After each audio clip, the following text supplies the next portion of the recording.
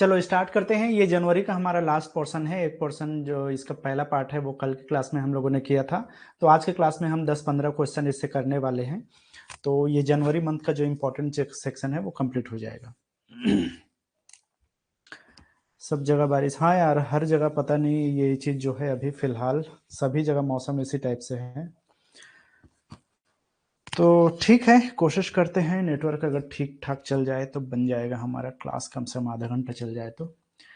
चलो पहला क्वेश्चन है आज के लिए, what is India's rank in the 2024 Henley passport index. 2024 Henley passport index में भारत की रैंक क्या है। तो देखो, जो हेनली है वो पासपोर्ट रैंकिंग निकालता है हर साल, जो कि बेसिकली ये दिखाता है कि जो कोई भी देश वो ग्लोबल ट्रैवलिंग जो फ्रीडम है, मतलब कौन आसानी से कहाँ जो है ट्रैवल कर सकता है, तो उस देश की स्थिति बाकी देशों में क्या है वो स्थिति को यहाँ पे दर्शाता है ये जो पासपोर्ट इंडेक्स है वो। ठीक है, तो इसमें अलग अलग जो कैटेगरी है उसके हिसाब से जो है इसमें रैंकिंग पॉइंट्स दिया जाता है, और उसके बेसिस पे अभी जो है भारत का जो रैंकिंग है वो पूछ रहा है। तो यहाँ पे जो ऑप्शन है वो 75वां नंबर, 60वां नंबर, 90 नंबर या फिर 80वां नंबर पे जो है भारत की स्थिति है। तो फिलहाल जो है भारत जो है इस इंडेक्स में 80वें नंबर पे है, 80th रैंक में है। तो ऑप्शन डी जो है इसका करेक्ट आंसर है। ठीक है, भारत की स्थिति क्या है, और याद रखना ये जो रैंकिंग है, हालांकि मैं क्लास करवाने वाला हूं जिसमें जितने भी अलग अलग इंडेक्सेस के थ्रू जो है भारत की क्या स्थिति है उसको अमूमन एग्जाम वगैरह में पूछ देता है कि बताइए इस इंडेक्स में भारत की क्या रैंक है, इसमें क्या है, तो करप्शन में क्या है, और ये इंडेक्स वाला पासपोर्ट वाला में क्या है। तो ऐसे करके अलग अलग जो है सेक्शन के जो रैंकिंग है वो, तो उसका मैं एक सेपरेट जो है क्लास आप लोग को करवा दूंगा। बस ये फरवरी का निपट जाए हम लोग का, फिर उसके बाद में हम कुछ स्पेसिफिक अलग अलग टॉप पॉइंट्स पे हम लोग करंट अफेयर्स और जीके को हम देखेंगे। ठीक है, और कोशिश करेंगे कि आने वाले जो सैटरडे है उस दिन से जो है हम लोग का जो जीके वाला पोर्शन है उसका रिवीजन शुरू हो जाए, मतलब कि हिस्ट्री, जियोग्राफी, कॉन्स्टिट्यूशन के अलग अलग मैं क्वेश्चंस लेके आऊंगा, और उन क्वेश्चंस को जो है हम लोग प्रैक्टिस करने वाले हैं, तो आप लोग की तैयारी में थोड़ा सा वो हेल्पफुल रहेगा।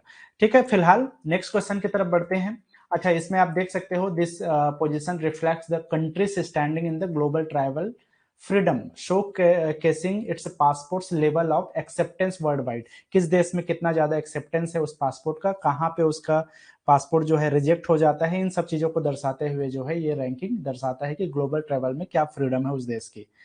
अगला प्रश्न है, India first solar powered boat will be operated in which river. Bharat की पहली सौर ऊर्जा संचालित नाव किस नदी में संचालित की जाएगी। ऑप्शन है यहाँ पे यमुना नदी पे, गंगा नदी पे, घाघरा नदी पे, या फिर सरयू नदी पे। तो देखो, अभी जो है एक उत्तर प्रदेश ने रिन्यूएबल एनर्जी एजेंसी, जो यूपी नेडा के नाम से जाना जाता है,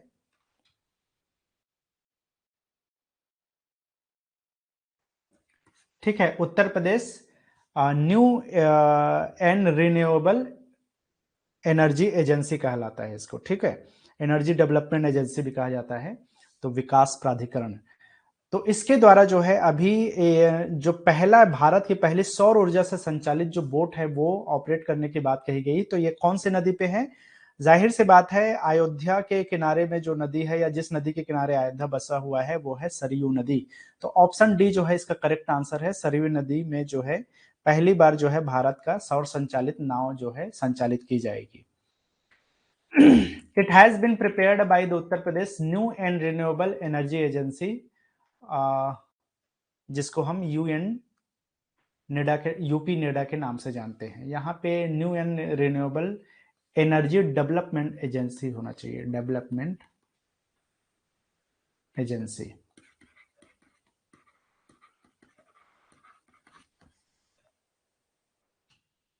अगला प्रश्न है यहाँ पे, what is India's rank among the world's most powerful armies in global fire power ranking. Global fire power ranking में दुनिया की सबसे शक्तिशाली सेनाओं में भारत का स्थान क्या है। अब देखो, शक्तिशाली सेनाओं में कहने का मतलब यह है कि जो अलग अलग कैटेगरी है, मतलब थल सेना की क्या स्थिति है, जल सेना की क्या स्थिति है, वायुसेना की क्या स्थिति है, और किस तरह के फायर पावर्स है, मतलब कि किस तरह के हथियार है, किस तरह के मिसाइल्स वगैरह है, इन सब चीजों को ध्यान में रखते हुए ये ग्लोबल फायर पावर पावर का जो रैंकिंग है वो डिसाइड किया जाता है। तो वर्तमान में जो है भारत की स्थिति को पूछा जा रहा है, तो यहाँ पे ऑप्शन है दूसरे नंबर पे है, तीसरे नंबर पे है, चौथा में है या फिर पांचवा में है। तो देखो ये थोड़ा बहुत इधर उधर होते रहता है ये रैंकिंग, लेकिन फिलहाल वर्तमान कंडीशन में या जनवरी 2024 के पोजीशन में अगर हम देखें तो भारत की स्थिति अभी चौथे नंबर पे है। ठीक है, तो ऑप्शन 4 जो है, ऑप्शन सी जो है 4 इसका करेक्ट आंसर है। पहले नंबर पे तो ऑब्वियस सी बात है अमेरिका है, और सेकंड नंबर पे जो है रसिया है, थर्ड नंबर पे चाइना, और भारत की स्थिति जो है अभी चौथे नंबर पे है। ठीक है, तो ऑप्शन सी जो है इसका करेक्ट आंसर है। Among the most powerful armies in the world, America is at the first place, Russia second place, and China is at the third place. India has been given the fourth place in this ranking. ठीक है, ये ranking में जो है भारत अभी चौथे स्थान पे है। Which batsman made the record of scoring most centuries in T20 international? अब ये जनवरी 2024 तक की स्थिति में अभी तक भारत की तरफ से इंटरनेशनल क्रिकेट में सबसे ज्यादा सेंचुरी लगाने वाले क्रिकेटर का नाम पूछ रहा है। विराट कोहली, डेविड वार्नर, सूर्य कुमार यादव या फिर रोहित शर्मा। इसको आप लोगों ने सुना होगा अगर क्रिकेट फॉलो करते हो तो। क्या है ऑप्शन, जल्दी से बताओ। चलो मेरे ख्याल से अभी जो है अफगानिस्तान के अगेंस्ट जो सीरीज हो रहा था उसमें जो है रोहित शर्मा ने जो वो बनाया, सेंचुरी बनाया, उससे जो है 5 सेंचुरी, जो इंटरनेशनल T20 क्रिकेट मैच में 5 सेंचुरीज लगाने वाले वो वर्ल्ड के पहले बल्लेबाज बन गए। तो रोहित शर्मा जो है इसका करेक्ट आंसर है ऑप्शन डी। ठीक है, India's captain Rohit Sharma has scored his 5th century in T20 international. तो 5वें सेंचुरी के साथ में ही वो इंटरनेशनल मैचेस में, इंटरनेशनल T20 टूर्नामेंट्स में सबसे ज्यादा सेंचुरी लगाने वाले बल्लेबाज बन चुके हैं। With this, he has also become the batsman who has scored most century in T20 international. Basically जो है अफगानिस्तान के अगेंस्ट जो मैच था उसके साथ ही वो सबसे ज्यादा बन चुके हैं। ये जो 5वां सेंचुरी है ये अफगानिस्तान के अगेंस्ट आया है। Who is the chief architect of the construction of Ayodhya Ram temple? Ayodhya Ram मंदिर निर्माण के मुख्य वास्तुकार कौन है? अच्छा, एक चीज बड़ा इंटरेस्टिंग है, पिछले कुछ सालों में देखने को मिला है कि जहां तक कॉम्पिटिटिव एग्जाम्स होता था उसमें ये जो खैर यार ये छोड़ो, ये टॉपिक बात करने लायक नहीं है। चलो एक क्वेश्चन पे देखते हैं। Who is the chief architect of the construction of Ayodhya Ram temple? Ayodhya Ram मंदिर निर्माण के मुख्य वास्तुकार कौन है? क्योंकि ये अब सीधा लीगल तौर से ये सारा चीज हो चुका है तो अब तो ये क्वेश्चन बन सकता है। अदरवाइज जनरली ऐसा होता था कि कोई मंदिर या किसी मस्जिद को लेकर के किसी भी तरह का कानूनी कुछ चीजें चलती रहती थी तो उसको अवॉइड करता था पूछने वाला जो भी एग्जामिनेशन एजेंसीज है वो। लेकिन फिलहाल अभी ऐसा कुछ नहीं है, अभी ये जरूर ये क्वेश्चन आ सकता है। तो देख लो, अयोध्या राम मंदिर निर्माण के मुख्य वास्तुकार कौन है, क्योंकि अब ये क्लियर हो चुका है ना ये सारी चीजें, तो फिलहाल तो ये कोई वो वाली बात ही नहीं। तो राम सुतार पहला ऑप्शन है, चंद्रकांत सोमपुरा, अरुण योगीराज, जगन मोहन। मेरे ख्याल से अभी न्यूज चैनल में बहुत इनका वीडियोस वगैरह वायरल हुआ था और मतलब बहुत न्यूज में रहे हैं, जो वास्तुकार रहे हैं वो इनके। ठीक है, तो कोई बता सकता है क्या नाम है उनका, जो चीफ आर्किटेक्ट थे अयोध्या राम मंदिर के, जो प्रमुख आर्किटेक्ट है उनका? बेसिकली ये टेम्पल के बारे में बात हो रही है ना, टेम्पल के जो आर्किटेक्ट है उनके या वास्तुकार की बात हो रही है। तो चलो इसका जो करेक्ट आंसर है वो ऑप्शन बी है, चंद्रकांत सोमपुरा जो है इसके चीफ आर्किटेक्ट थे अयोध्या राम टेम्पल को बनाने में, जो चीफ मुख्य वास्तुकार। ठीक है, उन्होंने ऑलरेडी जो है, आप लोगों ने सुना होगा गुजरात का जो सोमनाथ मंदिर है, इवन मुंबई में एक स्वामीनारायण मंदिर है, या गुजरात का एक फेमस मंदिर है अक्षरधाम टेम्पल, उन सभी को बनाने में भी इनका योगदान रहा है। तो वहीं से फेमस है चंद्रकांत सोमपुरा, वो जो है इसके मुख्य वास्तुकार रहे हैं अयोध्या राम मंदिर के। अगला प्रश्न है यहाँ पे, who was recently appointed the director general of सशस्त्र सीमा बल? रिसेंटली हमने एक क्वेश्चन पढ़ा था जिसमें हम लोगों ने CISF के डायरेक्टर जनरल की बात हो रही थी, जो वो पहली महिला जो डायरेक्टर जनरल थी नीना सिंह। तो यहाँ पे बात हो रही है सशस्त्र सीमा बल, जिसको हम SSB के नाम से जानते हैं। तो हाल ही में सशस्त्र सीमा बल का महानिदेशक किसे नियुक्त किया गया है? ऑप्शन है यहाँ पे दलजीत सिंह चौधरी, अजय सिंह, विनय कुमार सिन्हा या फिर रश्मि शुक्ला। इसका जो सही उत्तर है वो है ऑप्शन ए, दलजीत सिंह चौधरी। ये सीनियर पुलिस ऑफिसर रहे हैं, आईपीएस ऑफिसर थे, और उसके बाद में जो है इनको अभी डायरेक्टर जनरल ऑफ सशस्त्र सीमा बल या एसएसबी के डायरेक्टर जनरल बनाया गया है। तो दलजीत सिंह चौधरी इसका करेक्ट आंसर है। ठीक है, अब मैं भी ये क्वेश्चन पूछ दे कि इसके पहले कौन थे, तो इसके पहले रश्मि शुक्ला थे। हालांकि रश्मि शुक्ला को अब महाराष्ट्र की डीजीपी बना दिया गया है, तो उसके बाद से ये जो एसएसबी का डायरेक्टर जनरल का पोस्ट था वो खाली था, तो दिलजीत सिंह चौधरी को जो है उनको ये महानिदेशक अब चुना गया है एसएसबी का। ठीक है, अच्छा, एसएसबी जो है बेसिकली गार्ड का काम करता है या फिर सीमा का सुरक्षा करने का काम करता है किस सीमा के बीच? बेसिकली भारत और नेपाल जो भूटान वाला एरिया है, उस एरिया का जो है सुरक्षा का भार जो है सशस्त्र सीमा बल के पास में है। नेपाल और भूटान वाला जो बॉर्डर एरिया है वो। The SSB guards India's border with the Nepal and Bhutan. Pradhanmantri Suryoday Yojana is related to which of the following? Pradhanmantri Suryoday योजना निम्नलिखित में से किससे संबंधित है? ये भी अभी रिसेंटली न्यूज में बहुत वो रहा, क्योंकि इसमें बात कही गई है कि बफरिंग हो रहा है क्या? चलो, आई होप अभी आज आवाज आ रही होगी, स्क्रीन शो हो रहा होगा। देखो, अभी प्रधानमंत्री सूर्योदय योजना जो है न्यूज में रहा, क्योंकि यहाँ पे बात हो रही थी लगभग 1 करोड़ घरों में जो है रूफ टॉप जो वो है वो करने के, रूफ टॉप सोलर पैनल्स लगाने की बात कही गई थी। तो ये उस टाइम से जो है न्यूज में रहा है। तो ये प्रधानमंत्री सूर्योदय योजना किससे संबंधित है? तो ऑप्शन डी में आप देख सकते हो, from roof top solar panels. तो 1 करोड़ घरों में ये टारगेट रखा गया है इसको इंस्टॉल करने का, सोलर पैनल्स को, रूफ टॉप सोलर पैनल्स को। ठीक है, तो सोलर पैनल्स को इंस्टॉल करने से संबंधित ये योजना है सूर्योदय योजना। So answer is from roof top solar panels. The objective of this scheme launched by the Prime Minister is to include poor and middle class persons under the rooftop solar program. जो सीमांत लोग हैं या जो गरीबी रेखा से नीचे और मध्यम वर्गीय जो वो है परिवार हैं, उनके घरों में जो है लगभग 1 करोड़ घरों में जो है इसको इंस्टॉल करने का ऑब्जेक्टिव रखा गया है इस स्कीम के तहत।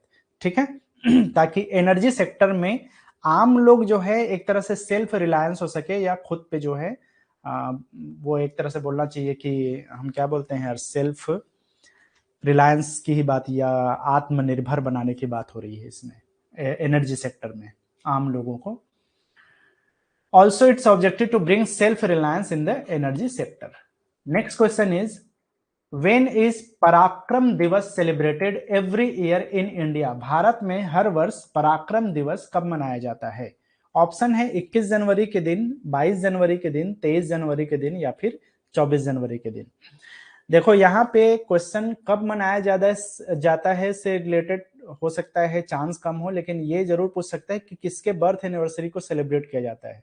तो आपको ध्यान रखना है कि जो नेताजी सुभाष चंद्र बोस हैं, उनका जन्म दिवस मनाया जाता है हर साल 23 जनवरी के दिन। तो बेसिकली उसी को पराक्रम दिवस के रूप में सेलिब्रेट किया जाता है, और मेरे ख्याल से 2021 से जो है इसको गवर्नमेंट, सेंट्रल गवर्नमेंट के द्वारा सेलिब्रेट करने का अनाउंसमेंट किया गया था।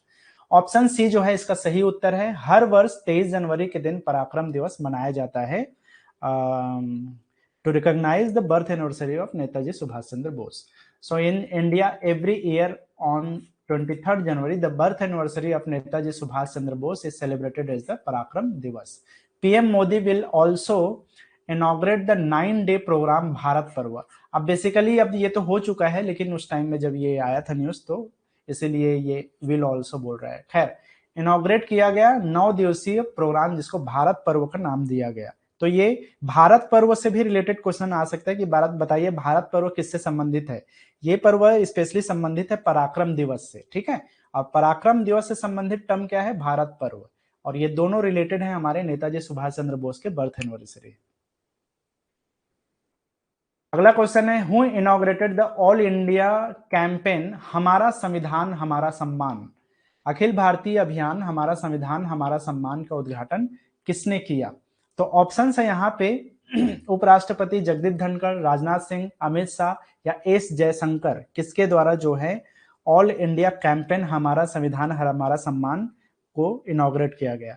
अब चलो, इसका आंसर कोई बता सकता है? इसको तुक्का लगाना है आप लोग को, अगर नहीं पता तो। तो आप देख सकते हो क्वेश्चन क्या बोल रहा है, हमारा संविधान हमारा सम्मान। दैट मीन्स ये कहीं ना कहीं कॉन्स्टिट्यूशन से रिलेटेड है। अब यहाँ पे जो ऑप्शंस अवेलेबल है आप उसको देखो। जगदीप धनखड़ हमारे वाइस प्रेसिडेंट ऑफ इंडिया है, समझो वाइस प्रेसिडेंट ऑफ इंडिया जो होता है वो जो राज्यसभा होता है उसके वो सभापति होते हैं, ठीक है। ये बेसिकली कॉन्स्टिट्यूशन का वो है। और अगर जो लोग मेरे कॉन्स्टिट्यूशन वाला वीडियोस देखे होंगे, मेरे ख्याल से 3 या 4 वीडियोस हैं, कॉन्स्टिट्यूशन में सारा चीज मैंने समझाया हुआ है। तो राज्यसभा के जो सभापति होते हैं वो उपराष्ट्रपति होता है। जनरली जो है ये क्वेश्चन को तुक्का मारने का, देखो तुक्का मारने का बेसिक आइडिया यही होता है कि कुछ कुछ चीजों को लिंक करना पड़ता है, ठीक है। तो हमेशा ये काम नहीं करता, लेकिन हाँ कुछ टाइम में जो है अक्सर ये काम कर जाता है इस तरह की चीजें। तो हमारा संविधान हमारा सम्मान एक ऐसा कैंपेन है जिसको जगदीप धनखड़ हमारे वाइस प्रेसिडेंट ऑफ इंडिया या सभापति जो हैं राज्यसभा के, उनके द्वारा जो है इसको इनॉग्रेट किया गया। तो ऑप्शन ए जो है इसका सही उत्तर है, ठीक है। अब एक तरह से आप बोल सकते हो कि ये जो हमारा संविधान हमारा सम्मान है, ये बेसिकली एक ऐसा कैंपेन है जो कि आप बोल सकते हो कि जो जस्टिस है, ministry of law and justice जिसको कानून मंत्रालय, उसके द्वारा इसको चलाया जा रहा है। और कानून का जो मेन हमारे यहाँ का सोर्स है वो सुप्रीम कोर्ट है, और बेसिकली उससे भी पहले हम संसद की बात करते हैं। तो कहीं ना कहीं ये जो है हमारे संविधान कॉन्स्टिट्यूशन से रिलेट है, और कॉन्स्टिट्यूशन से डायरेक्टली जो रिलेटेड होता है वो वाइस प्रेसिडेंट होता है। क्योंकि यहाँ पे जो ऑप्शन अवेलेबल है उसके हिसाब से बता रहा हूँ। तो यहाँ पे इसका आंसर है Jagdeep Dhankhar. Okay, to commemorate the 75th year of republic of India, ये स्पेशली हमारा इस साल का जो 75वां रिपब्लिक डे जो मनाया गया, उसको एक तरह से बोलना चाहिए कि याद करते हुए या उसकी याद में जो है ये कैंपेन चलाया गया। और लोगों को एक तरह से बोलना चाहिए कानून के तरफ, या बोलना चाहिए कि संविधान की तरफ अवेयर होने के लिए, और उसमें हमें आम लोगों को क्या सहायता मिल सकती है उसको अवेयर करने के लिए ये कैंपेन चलाया गया, ठीक है। The campaign is being run by the Justice Department, Ministry of Law and Justice, ठीक है। कौन सा मंत्रालय इसमें इन्वॉल्व है? Ministry of law and justice, कानून मंत्रालय बोल सकते हो आप। Along with this, न्याय सेतु वॉज ऑल्सो लॉन्च्ड, एक ऐप है समझो एक तरह का, या एक तरह से बोल सकते हैं एक फोरम है, जो कि वेब फोरम है, जिसके थ्रू आपको लीगल किसी भी तरह का एडवाइस की जरूरत है तो वहां से इसके थ्रू आपको लीगल एडवाइस मिल सकता है। चलो नेक्स्ट है यहाँ पर, When is national voters day celebrated every year, प्रत्येक वर्ष राष्ट्रीय मतदाता दिवस कब मनाया जाता है। अब ये ऐसा क्वेश्चन है जो रिसेंटली कई एग्जाम्स में पूछा गया है, मतलब ना सिर्फ इस साल बल्कि पिछले कई सालों से ये क्वेश्चन रिपीट हो रहा है। सो प्रत्येक वर्ष राष्ट्रीय मतदाता दिवस कब मनाया जाता है, और खास करके जब नया कोई भी ईयर आता है और उसके आसपास कोई एग्जाम होता है तो जरूर ये क्वेश्चन पूछ लेता है इधर उधर करके। तो देख सकते हो प्रत्येक वर्ष राष्ट्रीय मतदाता दिवस कब मनाया जाता है, 24 जनवरी को, 25 जनवरी को, 26 जनवरी को, या फिर 22 जनवरी को। अब बेसिकली ये वो दिन है जब पहली बार चलो इसका जो आंसर है वो है ऑप्शन ए, 24 जनवरी के दिन, ठीक है।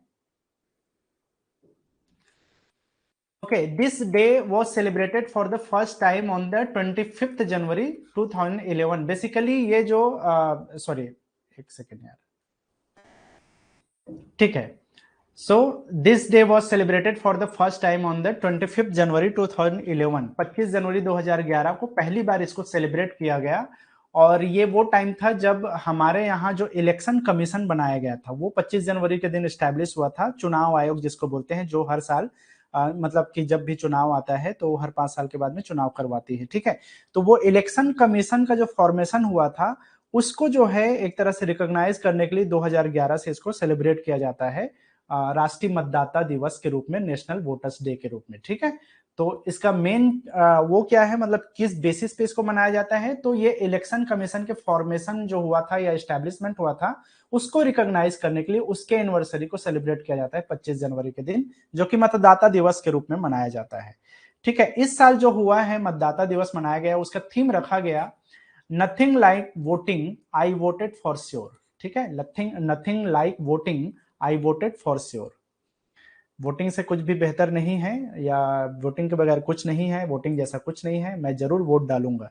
तो ये जो है इसका थीम रखा गया 2024 के लिए, और इस बार स्पेशली चुनाव आ रहा है तो उसके लिए जो है इसको आप जरूर ध्यान रखना, थीम को स्पेशली, क्योंकि नेक्स्ट इलेक्शन होने वाला है तो आपको मे भी थीम से रिलेटेड क्वेश्चन पूछ दे। नेक्स्ट है who won the Australian open 2024 men single title. अब ये तो मैं आप लोग को स्पोर्ट्स वाले से कैटेगरी में बता रहा था, स्पोर्ट्स वाला सेक्शन जब मैं पढ़ा रहा था, तो ऑस्ट्रेलियन ओपन 2024 का पुरुष एकल खिताब किसने जीता? नोवाक जोकोविच, जेनिक सिनर, डेनियल मेडवेडेव या रोहन बोपन्ना।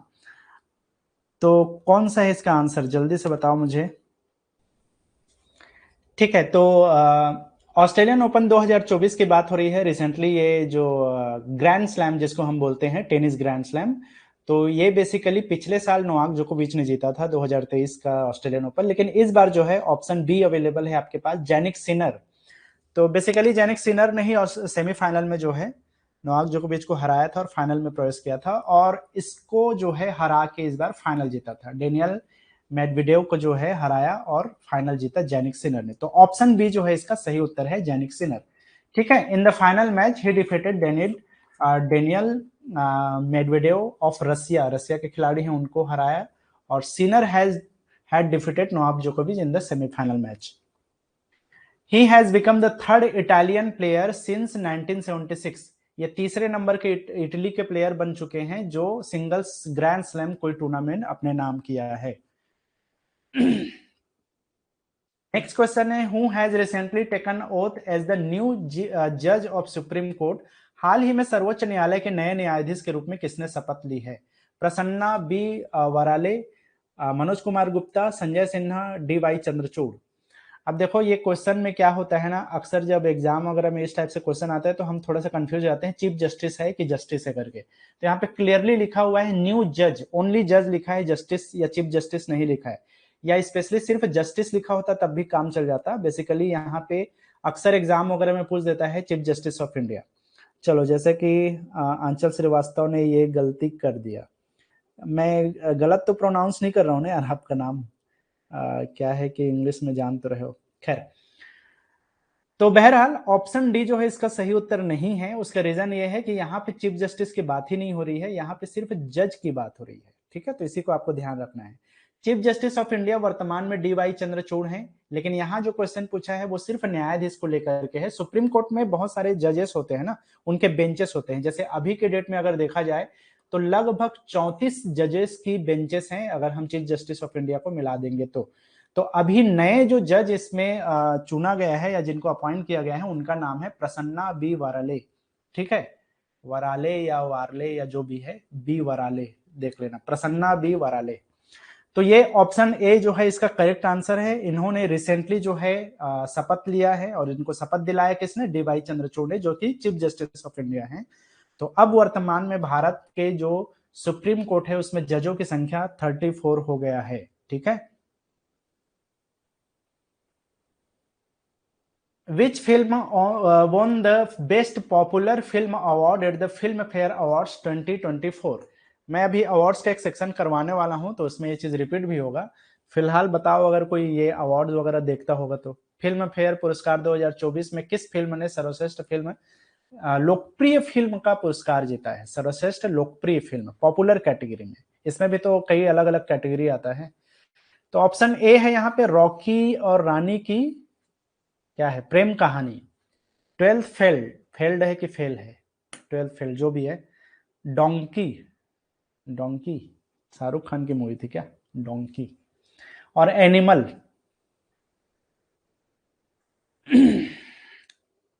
अच्छा, कौन सा है? Option B, 12th fail. और कोई? चलो, सबने ऑप्शन बी ही बोला है, तो ठीक है, आंसर है 12th fail. This film is based on the life of IPS officer Manoj Kumar Sharma. तो उनके जीवन पे जो है आधारित ये मूवी थी। आईपीएस ऑफिसर हैं मनोज कुमार शर्मा के जीवन पे। ठीक है, तो ये 12th फेल को इस बार का जो है फिल्म फेयर का लोकप्रिय फिल्म के कैटेगरी में जो है ये अवार्ड दिया गया है 2024 में। ठीक है, मस्त मूवी है सर। अब पता नहीं यार, मैं तो देखा नहीं हूँ, अच्छी मूवी होगी तभी अवार्ड मिला है ना। The best director award went to Vidhu Vinod Chopra, मतलब उन्होंने ही डायरेक्ट किया था इस मूवी को, तो उनको जो है इसी 12th फेल 12 फेल मूवी है यार, यहाँ पे 12 फेल लिखा है शायद, 12 फेल नाम है ना। चलो, तो 12 फेल मूवी के लिए उनको बेस्ट डायरेक्टर का अवार्ड मिला, विधु विनोद चोपड़ा को, फिल्म फेयर अवार्ड का 2024 के लिए। The Filmfare award for best actor was given to the Ranbir Kapoor for the film Animal.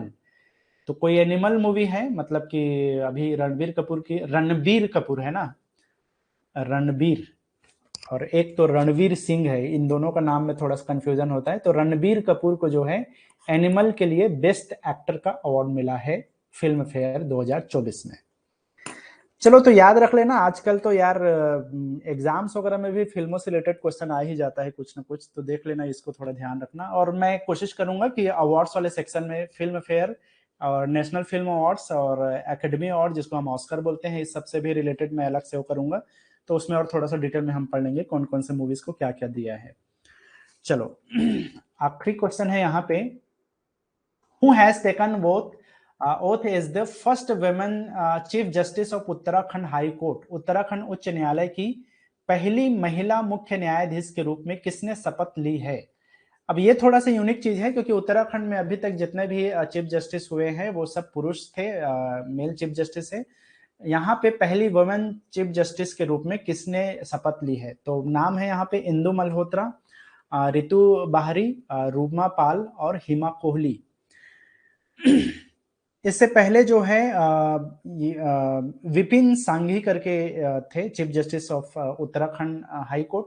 तो अभी उनको रिप्लेस करके ऑप्शन बी में अवेलेबल है, आप देख सकते हो, रितु बाहरी। तो ये कहाँ चला गया, तो ऑप्शन बी जो है इसका करेक्ट आंसर है, इसको ठीक कर देते हैं। ठीक है, तो आज के लिए इतना ही, और हम कल के क्लास में फरवरी के जो वो है करंट अफेयर्स है उसको हम देखेंगे।